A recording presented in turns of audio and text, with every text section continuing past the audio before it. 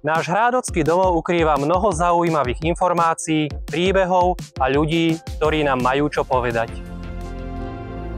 A preto vždy 15. dňa v mesiaci na vás čaká séria videí s názvom Príbehy z Hrádku, ktoré budú postupne odkrývať zaujímavosti z minulosti, ale aj súčasnosti.